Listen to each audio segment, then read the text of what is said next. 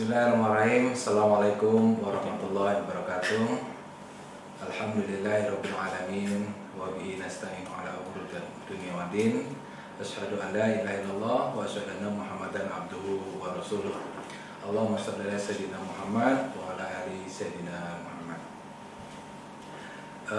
Mahasiswa baru yang kami hormati, puji dan syukur kita panjatkan kepada Allah Subhanahu wa taala, yang mana pada saat ini kita masih diberi limpahan rahmat, ya, kesehatan, keberkahan, kesempatan, sehingga kita dapat bertemu walaupun secara online.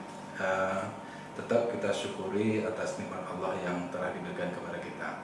Kemudian selawat sering salam semoga senantiasa tercurahkan kepada junjungan kita Nabi Muhammad SAW sebagai uswatun hasanah, suri tauladan bagi kita. Mudah-mudahan kita istiqomah menjalankan ajaran agama Islam yang diberikan oleh Nabi Muhammad SAW, sehingga kita dapat kebahagiaan dunia, kebahagiaan akhirat, selamat di dunia dan selamat di akhirat, dan kebahagiaan itu betul-betul adalah kebahagiaan yang hakiki. Mahasiswaku, mahasiswa baru yang kami hormati, pertama-tama kami dari tim Kode Etik Mahasiswa mengucapkan selamat bergabung di IAIN Curup. Mudah-mudahan IAIN Curup adalah wadah, ya, tempat untuk mengembangkan keilmuan mahasiswa yang telah mahasiswa pilih, yang dapat, ya, menjadi manusia yang berguna baik di lingkungan keluarga, masyarakat, dan negara. Kami dari tim Kode Etik Mahasiswa ingin memperkenalkan apa sih itu sebenarnya tim Kode Etik Mahasiswa. Tim Kode Etik Mahasiswa ini di-SK-kan oleh Rektor tanggal 12 Mei 2018. Tim Kode Etik Mahasiswa adalah dewan yang memberikan tuntunan kepada mahasiswa, membimbing kepada mahasiswa agar mengerti, memahami tentang tata aturan, hak dan kewajiban, serta norma-norma, ya, yang berlaku di kampus IAIN Curup ini. Norma-norma yang dimaksud itu norma-norma seperti apa? Yaitu tentang norma-norma atau tata aturan yang wajib yang dipahami mengenai tentang tingkah laku, adab sopan santun, ya, pergaulan, kesopanan, kejujuran, ya, sehingga ini adalah bentuk kepedulian dari pimpinan agar proses pendidikan, kemudian pengembangan Tridharma Perguruan Tinggi di IAIN Curup ini dapat berjalan dengan baik. Teman-teman mahasiswa yang kami hormati, ada tujuan dan fungsi dari tim Kode Etik Mahasiswa ini akan menyampaikan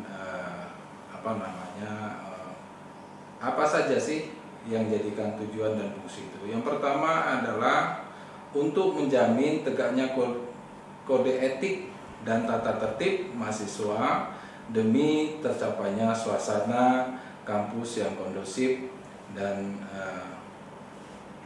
sesuai dengan Tridharma Perguruan Tinggi. Kemudian yang kedua, menjadi pedoman, ya, tentang hak, apa yang menjadi hak, apa yang menjadi kewajiban, kemudian larangan dan sanksi yang berlaku bagi mahasiswa di perguruan tinggi atau di IAIN Curup ini. Kalau hak itu apa sih sebenarnya? Ada hak dan kewajiban. Kalau hak itu adalah yang diperoleh oleh mahasiswa, seperti hak mendapatkan pelayanan, pengajaran, bimbingan, ya, terhadap bimbingan dosen, ya, kemudian hak terhadap pelayanan akademis, ya, kemudian bagaimana mahasiswa itu menggunakan sarana prasarana yang ada di IAIN Curug ini.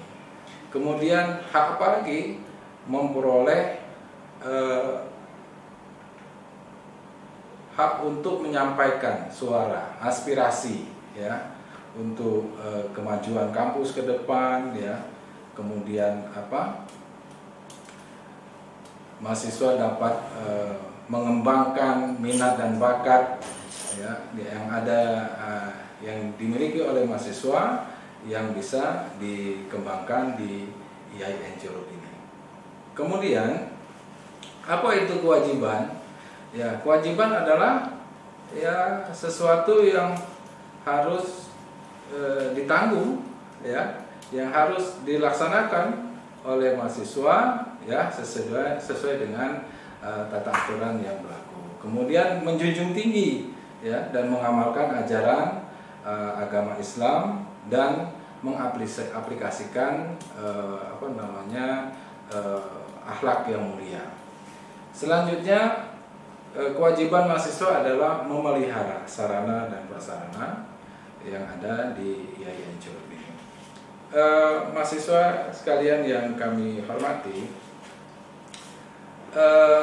selanjutnya mahasiswa juga harus menjaga, ya, wibawa nama alma mater yang ada di IAIN Curug ini. Kemudian mahasiswa harus menghormati sesama mahasiswa, ya, kemudian menjaga hubungan sosial yang baik, ya, hubungan antara mahasiswa dan masyarakat, ya, baik masyarakat yang ada di kampus maupun masyarakat yang ada di luar kampus. Kemudian yang penting adalah selaku mahasiswa perguruan tinggi agama Islam negeri, mahasiswa juga harus mempunyai bagaimana etika berpakaian yang sopan, ya, kemudian rapi, bersih, ya, menutup aurat, ya, ketika proses perkuliahan, ya, maupun di luar perkuliahan. Karena kalau mahasiswa perguruan tinggi agama Islam itu harus menjadi contoh, ya, di lingkungan masyarakatnya. Kemudian mahasiswa yang kami hormati, etika pergaulan dan berpakaian ini sesuatu yang sangat penting untuk diperhatikan, ya, karena kita akan menghargai diri kita sendiri itu untuk dapat dihargai oleh orang lain. Salah satunya adalah bagaimana kita adab berpakaian. Selanjutnya apa? Bagaimana etika kita, ya, baik tutur kata, tingkah laku yang kita lakukan itu mencerminkan bahwa kita adalah mahasiswa dari perguruan tinggi agama, ya.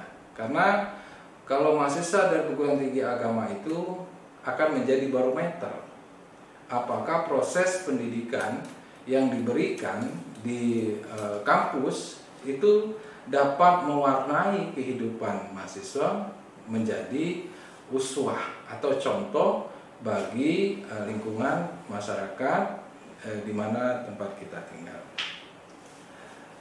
Ketika mahasiswa memiliki karakter yang baik, ketika mahasiswa memiliki tingkah laku yang baik, kemudian menginspirasikan pendapat, ya, pemikirannya secara baik, sopan, ya, dan arif, maka inilah sebenarnya sosok mahasiswa yang akan diharapkan dari proses belajar mengajar menjadi mahasiswa yang berkualitas dan memiliki akhlakul karimah. Karena memang pesan dari Nabi kita adalah bagaimana akhlakul karimah yang dimiliki oleh orang Islam itu adalah akhlak yang mulia. Mahasiswa baru yang kami muliakan, ada beberapa sanksi-sanksi nanti ketika memang kita tidak bisa memahami, mengikuti tentang etika dan tata aturan yang ada di kampus. Dan mudah-mudahan mahasiswa baru ini tidak sampai melakukan tindakan-tindakan yang dapat melanggar etika, kode etik, atau aturan-aturan yang ada di kampus ini, seperti ujaran kebencian, ujaran kebencian, yang itu nanti tentu akan berhubungan dengan undang-undang yang berlaku di Republik ini. Kemudian pengerusakan, kemudian sebagai mahasiswa itu nanti kan akan membuat karya ilmiah, karya tulis, dan itu sangat dilarang bagi mahasiswa untuk melakukan plagiasi atau menjiplak. Nah, disinilah kita dituntut bagaimana mahasiswa itu memiliki nilai-nilai kejujuran sebagai seorang intelektual, sehingga apa yang dihasilkan oleh mahasiswa itu benar murni dari hasil karya pemikiran dari mahasiswa bersangkutan. Saya pikir tidak banyak yang bisa saya sampaikan. Mungkin dalam proses PBAK daring ini secara umum itulah yang bisa disampaikan. Untuk ke depan nanti kita masih banyak program dari Dewan Kode Etik Mahasiswa, bisa berdiskusi karena memang sekarang kondisi pandemik, bisa berdiskusi, bisa seminar gitu ya. Kemudian bisa memberikan aspirasi-aspirasi dalam menyikapi perkembangan kampus, sehingga bisa diakomodir di wadah Dewan Kode Etik Mahasiswa. Demikian saja yang bisa kami sampaikan. Mohon maaf apabila ada kekurangan, dan saya akhiri wabillahi taufiq wal hidayah. Wassalamualaikum warahmatullahi wabarakatuh.